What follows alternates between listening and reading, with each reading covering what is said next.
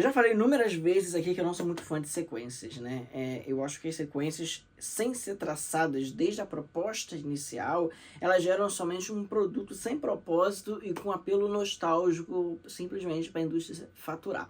Entretanto, o anúncio do Diabo Veste Prada 2 conseguiu de alguma forma controlar essas minhas expectativas e preconceitos bons e ruins, tá? E qual foi o resultado dominante? Vamos descobrir agora.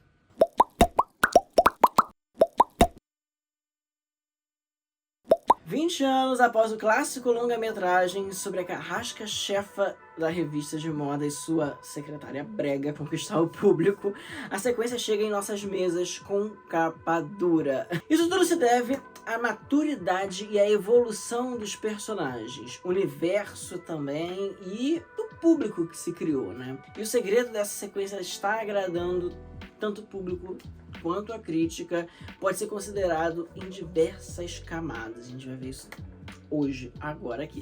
Dessa vez a gente não tem uma repetição de roteiro ou fórmula.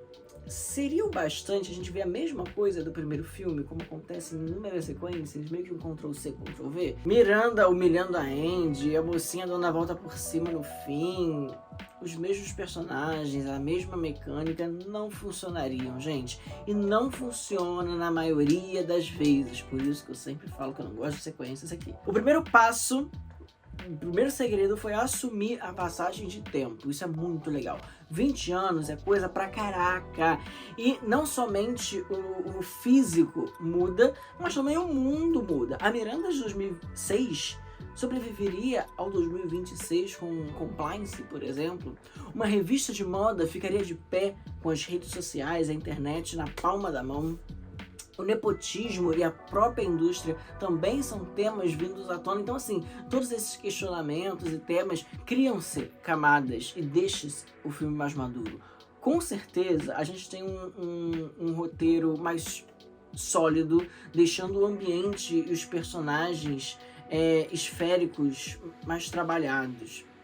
E o plot desse segundo filme, né, o conflito desse segundo filme é exatamente esse. A atualização do mundo e o amadurecimento dos personagens. É como se em 2006 a gente fosse apresentado aos personagens, na imersão ali dos personagens, e agora eles são colocados em outras situações. E se esse personagem estivesse em 2006, em 2026, como é que aconteceria, tá?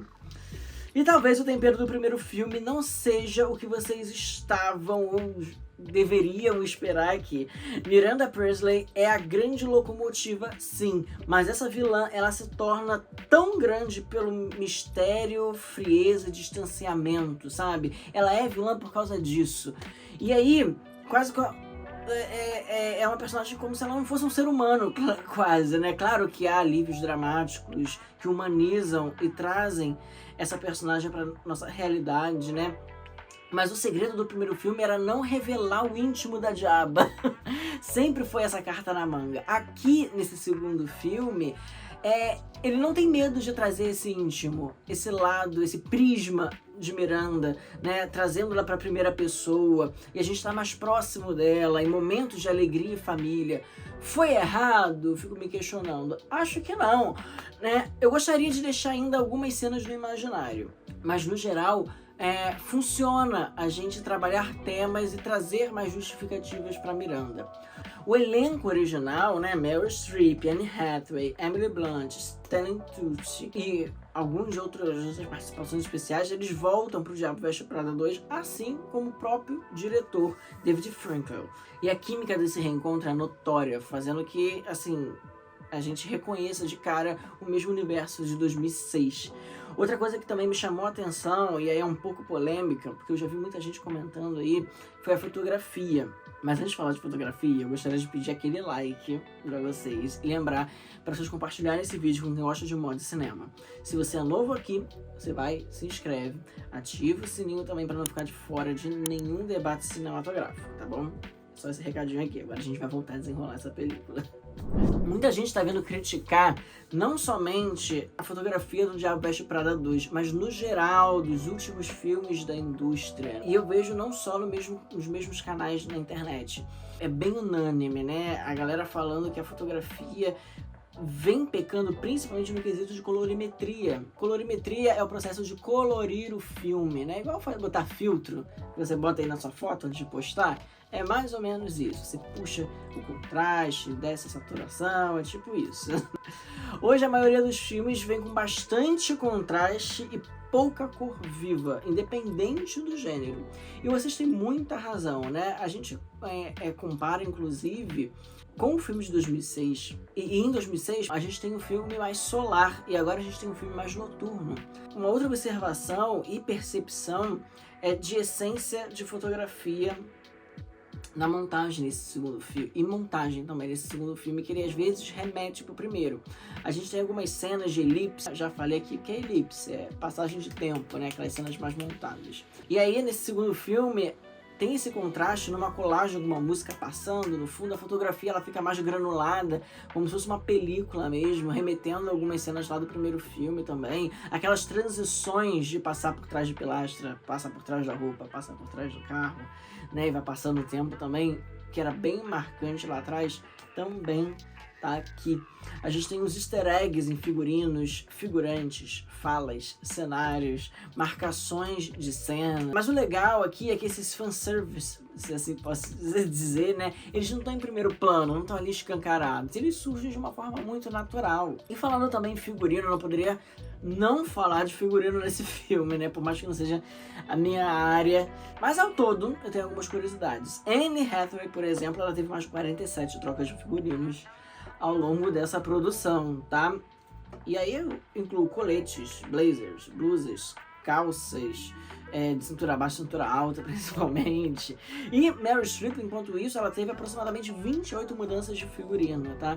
E o legal ressaltar é que os designers, eles atualizaram a personagem a partir do primeiro filme, trazendo referência de um dos estilistas e diretores criativos mais influentes da história da moda, que eu não vou saber, talvez, pronunciar o nome dele, mas vou me arriscar, que é Karl Lagerfeld, talvez seja isso, que se mantinha muito fiel ao uniforme que sempre funcionava para ele. Isso é muito legal, a gente vê isso na Miranda, né? Roupas de passeio, gala, casual, de escritório, tudo com o melhor cuidado e glamour no momento certo e na hora certa.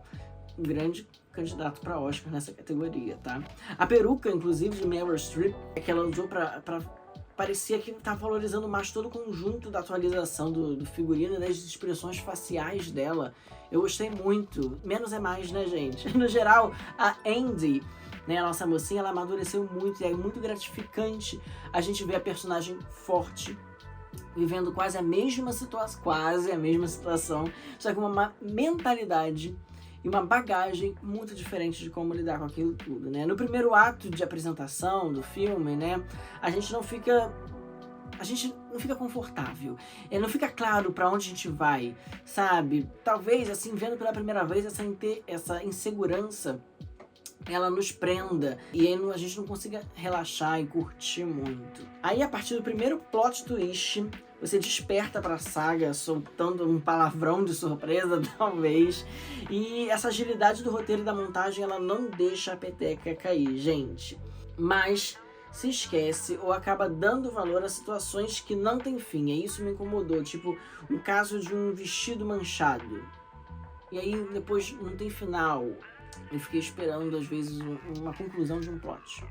Mas, falando de fina costura, a gente não tem uma cópia barata aqui. Me alegrou o marketing não ter colocado nomes de participações especiais, que poderia ser muito apelativo para chamar o público, mas não. Eles acreditaram no poder do filme e eles estavam certos. O Diabo Veste Prada 2 encabeça a melhor semana do ano e faz os cinemas do Brasil baterem recorde. Gente, junto lá com o Michael, a galera tá indo pro cinema. E vá com educação, tá? Por favor. De acordo com a Ingresso.com, no dia 7 de maio, no mercado geral, o filme já acumula 3,3 milhões de ingressos e divide a atenção, como eu falei, com o Michael, que já levou mais de 3,8 milhões de espectadores aos cinemas do Brasil. O filme, O Diabo Veste Prada 2, tem metáforas, críticas sociais, críticas à indústria, né? E tem o respeito aos personagens e a coerência no geral, como tudo. A reflexão fica e se perpetuará. Ética entrará em moda novamente ou se tornou brega? Essa crítica foi escrita por mim, Gui, no dia 10 de maio de 2026, às 11h57 da noite.